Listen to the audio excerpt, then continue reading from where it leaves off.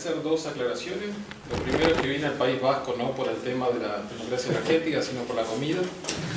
Cuando Iñaki me invitó, creo que antes de que él terminara la invitación, yo ya le había dicho que sí, porque para dar la oportunidad de venir a comer al País Vasco es imposible. Y lo segundo es que yo acepté el título sugerido por los organizadores, que como ven es bastante general, lo cual crea un problema, porque seguramente en esta sala hay un montón de gente que sabe mucho sobre energía, que sabe mucho sobre democracia, que sabe mucho sobre la transición, y que tal vez algunas de las cosas que yo voy a decir les va a parecer muy generales. Y por otro lado, supongo que hay gente nueva que vino porque estaba interesada en meterse en el tema de la Energy Democracy, democracia energética, y que tal vez algunas cosas le van a parecer un poco abstractas. Entonces voy a tratar de encontrar el justo medio, pero seguramente no voy a dejar contentos a ninguna de las dos partes. El trabajo que mencionaba Iñaki al principio es esto. En líneas generales yo voy a estructurar mi presentación siguiendo el índice de los temas que aparecen en este informe que fue publicado el año pasado y que es la síntesis de un taller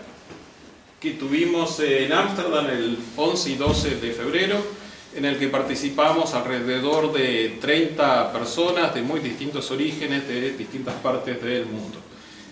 Colia, por ejemplo, fue uno de los participantes y una de las personas que más ha aportado a este trabajo. El taller en Ámsterdam estuvo organizado por las 9 organizaciones que aparecen ahí, que como pueden ver son organizaciones muy diversas, que no solo trabajan en temas de la energía, sino que están involucradas en proyectos de investigación o en actividades de movilización social, referidas a muchos otros temas que también tienen que ver con el concepto de democracia energética. El perfil organizacional de estas entidades también es muy variado, ya que, como ven, incluye desde centros de investigación, como el nuestro, el Transnational Institute, a organizaciones de base sindical, como es la Alianza de los Sindicatos por la Democracia Energética, pasando por ONGs, campañas ciudadanas y fundaciones políticas progresistas como la Fundación Rosa Luxemburgo de Alemania. Para quienes estén interesados en esta iniciativa, yo les invitaría a visitar nuestra web, que es energy-democracy.net.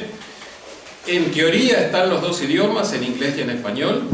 En la práctica, hoy íbamos a hacer el lanzamiento oficial de la versión en español, pero llegamos por la mitad. Y como ven acá, esta supuestamente es la página en español, pero Energy Democracy todavía aparece en inglés. Pero seguramente la semana próxima ya va a estar lista. Ok, esta era la introducción que ha finalizado, por lo que ahora pasamos a la presentación en sí, cuyos contenidos van a estar estructurados en 4 partes. En la primera parte me voy a referir al debate en curso en distintas partes del mundo sobre la viabilidad y el significado de la democracia energética. En concreto, voy a referirme al perfil de la democracia energética como propuesta, como proceso y como utopía. Yo creo que es un poco de las 3 cosas, como vamos a ver a continuación. Y podríamos agregar otros adjetivos. Por ejemplo, en el encuentro que tuvimos en Ámsterdam, Colia hablaba de la Energy Democracy, de la democracia energética, como una fantasy, como una fantasía. Pero seguramente Colia va a poder explicar con más detalle por qué él cree que esto es una fantasía. Y en gran parte yo comparto el análisis que planteaba Colia en Ámsterdam, que en esencia se resume a que es muy lindo pensar en cooperativas de energías renovables y otras formas que podemos concebir como de democracia energética, pero si no cambiamos el sistema de forma radical en su conjunto, difícilmente podamos seguir hablando de democracia energética. En primer lugar, creo que es necesario presentar algunas de las premisas que los promotores de nuestra iniciativa por la democracia energética compartimos. Seguramente, al igual que todos los presentes en esta sala, nosotros estamos convencidos de la necesidad muy urgente de la transición hacia un sistema energético más sustentable. Pero también creemos que la transición no puede estar limitada a reemplazar los combustibles fósiles por fuentes supuestamente más verdes o más limpias. Esto puede parecer obvio, pero no es tan obvio. El año pasado hubo un encuentro organizado por la Fundación Rosa Luxemburgo en Alemania, en la oficina en Bruselas, para hablar sobre Energy Democracy, y había compañeros de Greenpeace con quienes tuvimos un debate muy fuerte, porque ellos planteaban el argumento que ante la urgencia de detener el cambio climático, lo importante era una transición rápida hacia las energías renovables y que no tenía sentido ponernos a discutir si la energía debe ser pública, si debe estar en manos de las transnacionales, del Estado, cooperativas, etcétera, etcétera. Nosotros compartimos la necesidad de una urgente transición, pero creemos que eso no es suficiente, que hay que agregar otros componentes al debate sobre la democracia energética. Nosotros también creemos que es imprescindible transformar de forma radical las relaciones políticas y sociales que sustentan al sistema internacional de la energía en su conjunto a distintos niveles: local, regional, nacional y mundial. Esto lo digo porque mucha de la gente que está metida con mucho corazón, con mucha pasión en el debate y en las actividades de campaña, de construcción de alternativas en torno a la democracia energética, están muy centradas en lo local, lo cual es bueno, pero no podemos desconocer la necesidad y la importancia de seguir luchando y construyendo alternativas a espacios más amplios. Por eso fue que yo incluí en esta presentación esta foto, que es una foto de la década pasada, de mi época de investigación en México, y está sacada un día cuando miles de trabajadores del sector eléctrico, movilizados por el sindicato, ocuparon las calles del Distrito Federal para oponerse a la liquidación de la empresa metropolitana de energía. O sea, luchar contra la privatización de la energía también creemos que es un componente esencial del debate de la construcción de alternativas en torno a la democracia energética. Hablar de la democracia energética implica también considerar las diferentes dimensiones de la energía, lo cual, como ya dije, no solo implica la transición hacia fuentes renovables, sino también la resignificación de la energía en el marco del cambio climático y la justicia ambiental, el acceso a la electricidad como servicio público, la lucha contra la privatización y la consideración de los derechos de los trabajadores del sector de la energía, como veremos más adelante. Esto fue algo que apareció muy fuerte, yo creo que por suerte, en la conversación que tuvimos el año pasado en Ámsterdam, porque en muchos casos se tiende a ver a los trabajadores del sector de la energía, por ejemplo a los trabajadores del sector del carbono, de los hidrocarburos, como los enemigos, cuando es imprescindible contar con los sindicatos como un actor importante en la lucha hacia la construcción de alternativas de democracia energética. Desde esta perspectiva, la propuesta de la democracia energética permite establecer vínculos y crear espacios de trabajo en conjunto con muchas otras instancias de movilización contrahegemónicas o luchas emancipatorias. Por ejemplo, el año pasado, esto quedó muy claro cuando diversas organizaciones activas en el campo de la democracia energética, por ejemplo, varios sindicatos norteamericanos que integran la Alianza por la Democracia Energética, participaron de forma activa en las movilizaciones locales e internacionales alrededor de la ocupación de Standing Rock contra la construcción del oleoducto Dakota, que atravesaría territorios indígenas que eran considerados sagrados por los pueblos de la región. O sea, la construcción de alternativas en este campo implica en muchos casos establecer puentes, establecer alianza con organizaciones, con entidades, con individuos que trabajan o que están metidos en otras luchas, como fue en el caso de Standing Rock. Por ejemplo, mucha gente estaba movilizada por el derecho al agua, que tiene mucho que ver con la construcción de alternativas en el campo de la democracia energética. También es preciso considerar que el discurso de la democracia energética no se ha expandido de la misma manera y con el mismo ritmo o con los mismos significados en distintas regiones del mundo. La semana pasada yo estaba en Sudáfrica, que tuvimos un taller organizado por organizaciones locales en torno a la idea de democracia energética, y hace 2 años participé de un taller que había organizado Colia con los sindicatos de NUMSA, ¿qué sindicato es? De los metalúrgicos, sobre este tema. Y ellos también hablan de democracia energética, pero el significado que le dan a la democracia energética no tiene nada que ver con los debates que podemos tener en Europa sobre este tema. Mientras en Europa podemos hablar, por ejemplo, de la remunicipalización de la energía en algunas ciudades importantes o la construcción de cooperativas, en el caso de Sudáfrica pasa, por ejemplo, por desmantelar y o democratizar la empresa pública nacional, un gigante de la energía como es la empresa ESCO.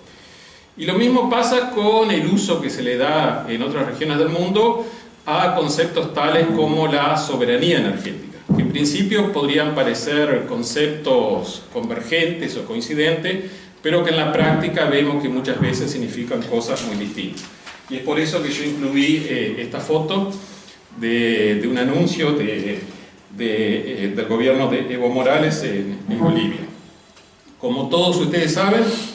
en Bolivia el gobierno supuestamente progresista del MAS ha renacionalizado gran parte del sector de la energía, incluyendo hidrocarburos y sector eléctrico, lo cual podría ser aplaudido desde el punto de vista de la democracia energética, pero el mismo gobierno está promoviendo ahora la construcción de una mega represa en la Amazonia, el proyecto de El Bala, que seguramente no va a salir, pero ese es otro debate, que contradice muchos de los principios básicos de la democracia energética.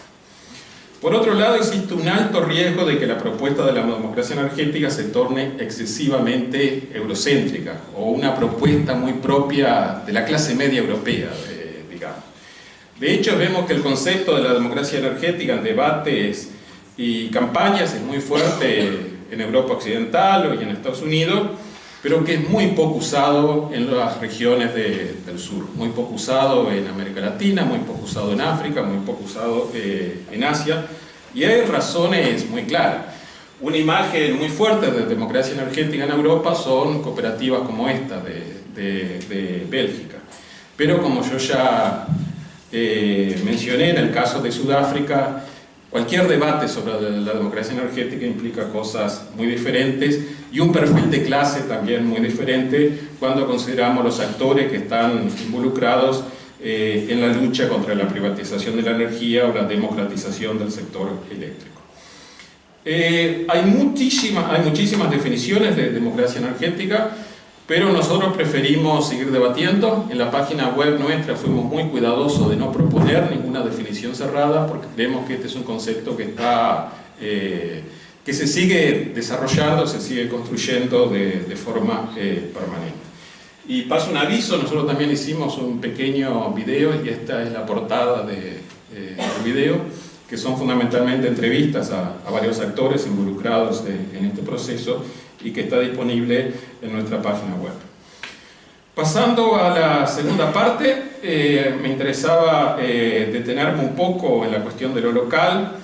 y en gran medida el significado urbano del debate en torno a la democracia energética. Yo creo que es bastante claro, y ha quedado más claro en los últimos años, que el espacio local parecería ser el entorno privilegiado o más fértil para hacer la realidad la cuestión de la democracia energética.